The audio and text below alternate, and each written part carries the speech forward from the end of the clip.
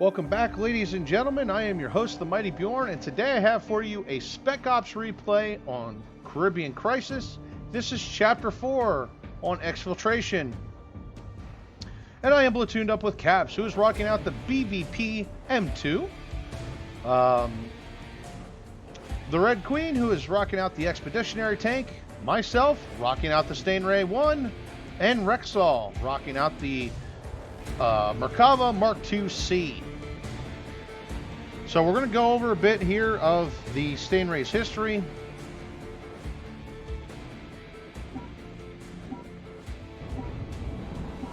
Once we get the replay here, a little on glitch. Security Service Officer, you are surrounded. Resistance is futile. Take a look over here at the I Stingray. suggest you leave your vehicles and surrender to the nearest patrol. Well, nuts. We can guarantee safety and decent conditions. Orders are to eliminate Alpha 1. So let's go over here the history of the Stingray. This vehicle actually does not have a model number. It's the only tank I'm aware of without a model number besides the Stingray 2, which I find quite interesting.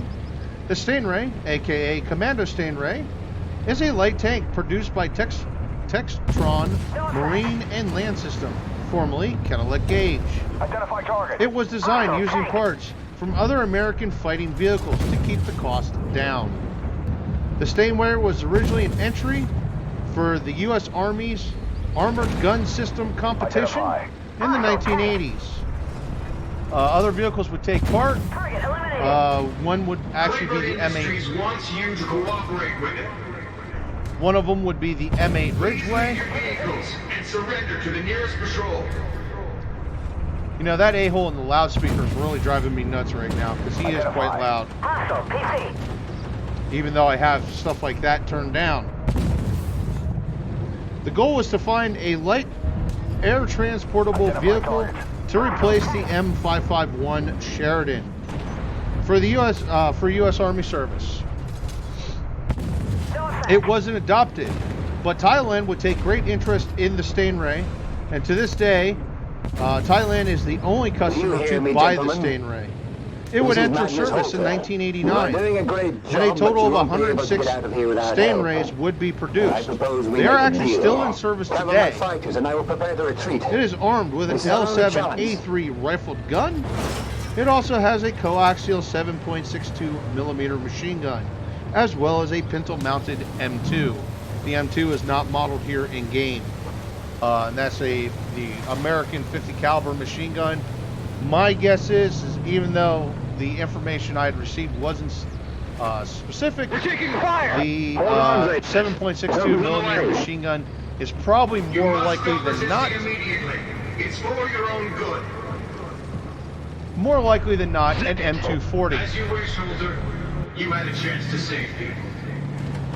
The Stingray weighs in at 22.6 tons and is constructed of a mix of steel and aluminum plating. The Stingray is powered by a Detroit Allison 8V-92TA diesel engine, producing 535 horsepower. You can take cover from drones there. It currently has one variant, known as the Stingray 2. The Stingray 2 was constructed with the export market in mind. The Stingray 2 has an upgraded turret, add-on applique armor, and a more powerful engine, new optics, as well as a new ballistics computer. And that's really all that can be said about the M8. Obviously, Thailand hasn't really been at war, so it actually has not seen combat service.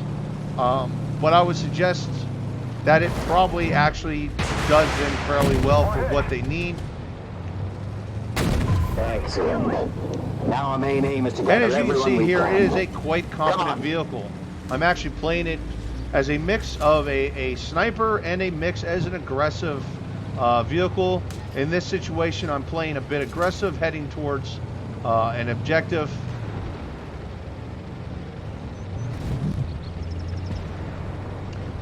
In game, it does have a ready rack. It is at tier 6. It's actually a 4-shot ready rack. The reload speed is actually quite good, even from an empty magazine position. Now I am rocking out pure heat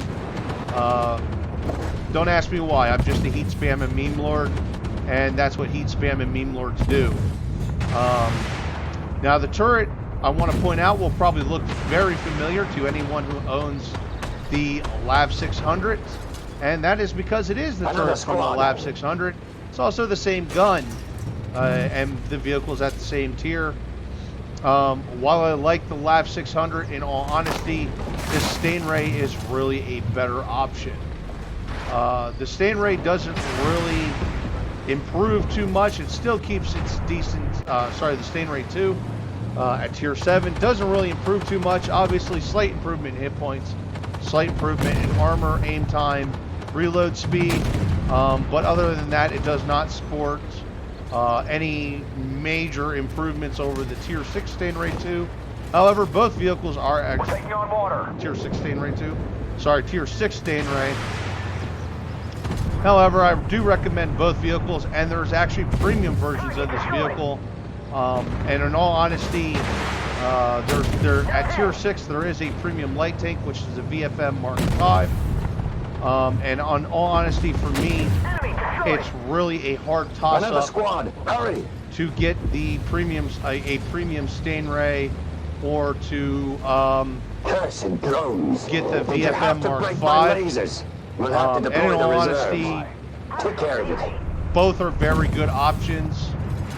Both have their good sides and bad sides, and both are very good vehicles at light tanks at tier 6.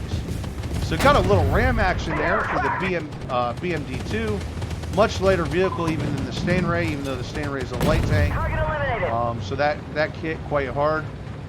As you can see here, I'm still playing aggressive, pushing very hard, and just keeping the engine rolling.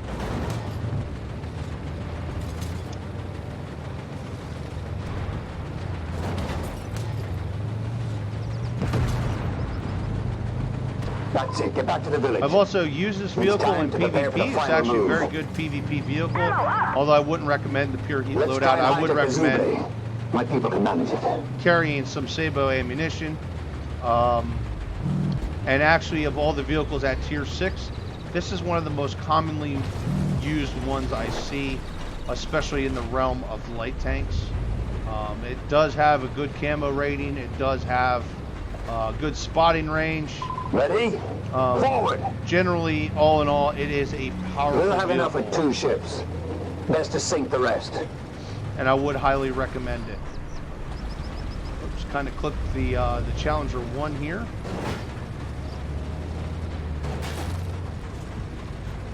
Now, one thing I want to point out, this is more or less of information here I've actually found. I actually sort of got in a race with an M1 Abrams. Now, off the line, the Stingray was superior. My acceleration was actually superior. However, about midway through, the M1 Abrams gas turbine engine would actually overtake the diesel engine of the Stingray. So it's actually quite interesting that a main battle tank can actually outpace the Stingray. But that is honestly one of the very few vehicles that can outpace the Stingray, and probably actually the only main battle tank that will outpace the Stingray. Remember your primary target, Alpha 1. They sail away. Sebastian will skin Takes it some for shots us. at Chieftain Mark So 10. that's it. I was wondering what those CI fighters were doing here. They usually send department mercenaries. It looks like we have something. Now to my talk team and I are about. communicating, and myself and my platoon has actually agreed to go for the killing. So I'm going to sit here in the river, and there's a reason I'm sitting here in this plateau area, and that is because I can get a bunch of spotting here, plus I can get a bunch of shooting. There's a Sheridan behind me. There we go. Grab the kill on the Sheridan. Used my kit so I could get some ammo, get some hit points. This is kind of a risky spot here to use. As you can see, I popped smoke, but I'm actually still spotted. There we go. Got the kill on the Chieftain. Oh, that's not good. Run away, and grab the kill on the Swain Fire. Meme fire kills always win and are crowd pleasing.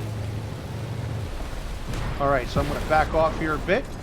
Go into sniper mode here. Let those bots up there actually spot for us. There we go. Get a shot on the BMD-2.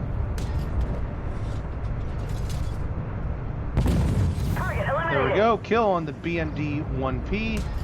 We got a Stingray here. And there's one in the side of its turret. Scanning for targets here quick. There we go. There's another target. And there's the Sheridan kill.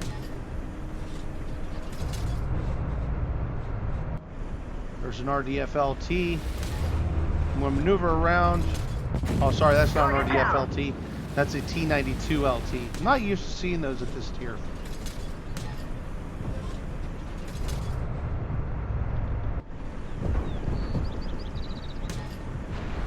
Identify target.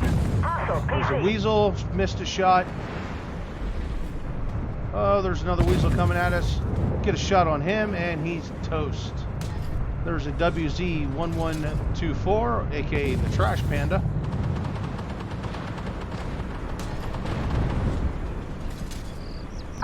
And there's the kill on that. Here's a meme fire, got one shot on him, and he is toast. So we're actually doing a pretty good job here, systematically killing everything. Target down. There's a weasel kill. And that there is the end of the match. Excellent. As our Challenger 1 actually capped it out. It's time to find out what you're in for. Feels bad, Everything man. started about a year ago. At the time, I was head of the CI security service. And that is actually the end of Extraction on Caribbean Crisis. Okay, so what we have here is 18,134 damage with 10 enemy vehicles spotted, 17 destroyed. I got myself a blue star, a target, and a destroyer medal. This is one of the better games I've played in the Stingray. However, once the Stingray was fully upgraded, this thing always played very well for me. There was actually replays I had meant to do sooner, but just kind of never got around to it. So as you can see, I was top damage overall. I was not top spotting, however, but I still did damn good in spotting. Red Queen would actually be the top in spotting, however. Yeah, she was way down there on the damage list. I believe at the time she might have purposely been trying to get spotting damage, though. So pretty much that left it open for me to really crack in and get a bunch of damage. So anyway, folks, there you go. That is the history and development of the Stingray Light Tank by Cadillac Gauge. Hopefully everybody enjoyed the replay. Thank you for watching. And hopefully I'll see you for the next replay.